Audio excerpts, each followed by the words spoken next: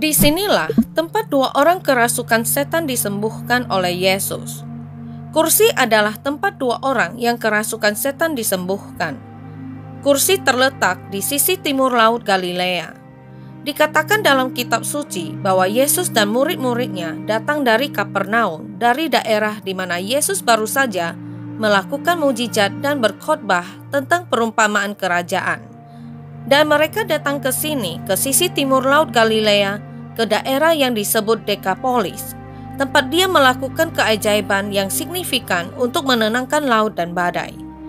Hari ini situs Alkitabiah ini disebut Kursi dan memiliki gereja yang dibangun di sini untuk memperingati apa yang terjadi. Anda juga dapat melihat beberapa gua di sana, tempat orang-orang yang kerasukan setan tinggal di lereng bukit itu. Jadi mari kita lihat kisah Alkitabiah tentang apa yang terjadi di sini.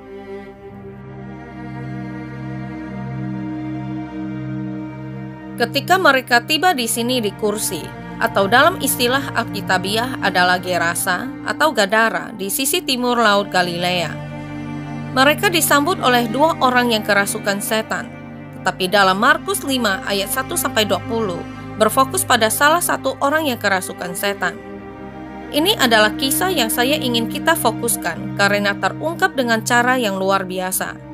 Jadi dalam Markus 5 mengatakan, lalu sampailah mereka di seberang danau, di daerah orang Gerasa.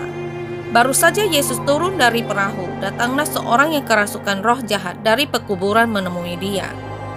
Orang itu diam di sana, dan tidak ada seorang pun lagi yang sanggup mengikatnya, sekalipun dengan rantai. Karena sudah sering ia dibelenggu dan dirantai, tetapi rantainya diputuskannya dan belenggunya dimusnahkannya, sehingga tidak ada seorang pun yang cukup kuat untuk menjinakkannya. Siang malam ia berkeliaran di pekuburan dan di bukit-bukit sambil berteriak-teriak dan memukuli dirinya dengan batu. Ketika ia melihat Yesus dari jauh, berlarilah ia mendapatkannya, lalu menyembahnya, dan dengan keras ia berteriak, "Apa urusanmu dengan aku, hai Yesus, Anak Allah yang Maha Tinggi? Demi Allah, jangan siksa aku." Karena sebelumnya Yesus mengatakan kepadanya, "Hai engkau roh jahat, keluar dari orang ini." Kemudian ia bertanya kepada orang itu, "Siapa namamu?" Jawabnya, "Namaku Legion, karena kami banyak." Ia memohon dengan sangat supaya Yesus jangan mengusir roh-roh itu keluar dari daerah itu. Adalah di sana, di lereng bukit sejumlah besar babi sedang mencari makan. Lalu roh-roh itu meminta kepadanya, katanya, "Suruhlah kami pindah ke dalam babi-babi itu, biarlah kami memasukinya." Yesus mengabulkan permintaan mereka, lalu keluarlah roh-roh jahat itu dan memasuki babi-babi itu. Kawanan babi yang kira-kira 2.000 jumlahnya itu terjun dari tepi jurang ke dalam danau dan mati lemas di dalamnya. Maka larilah penjaga-penjaga babi itu dan menceritakan hal itu di kota dan di kampung-kampung sekitarnya. Lalu keluarlah orang untuk melihat apa yang terjadi. Mereka datang kepada Yesus dan melihat orang yang kerasukan itu duduk, sudah berpakaian dan sudah waras, orang yang tadinya kerasukan legion itu. Maka takutlah mereka. Orang-orang yang telah melihat sendiri hal itu menceritakan kepada mereka tentang apa yang telah terjadi atas orang yang kerasukan setan itu dan tentang babi-babi itu. Lalu mereka mendesak Yesus supaya ia meninggalkan daerah mereka.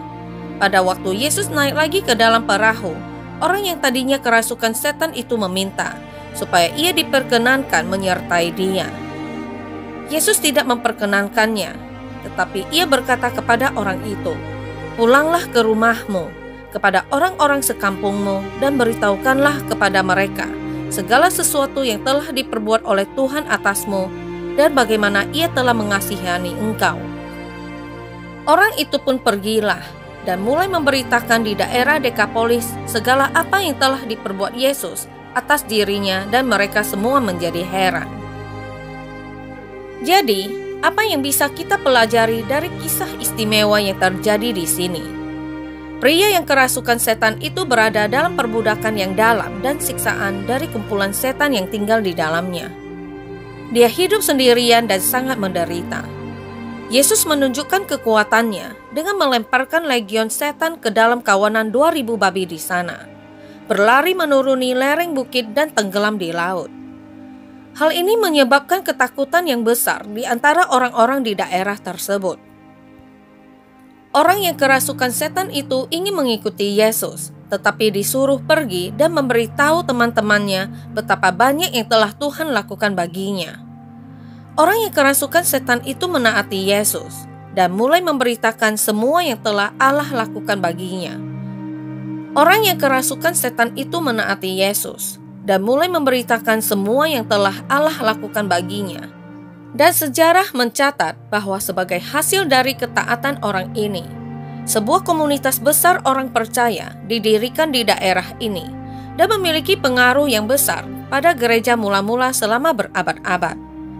Jadi gereja yang kuat dikembangkan di sini, yang menurut sejarah memiliki pengaruh yang luar biasa dalam pekerjaan di awal gereja mula-mula. Jadi bagaimana dengan kita? Dan bagaimana hal ini berlaku bagi kita?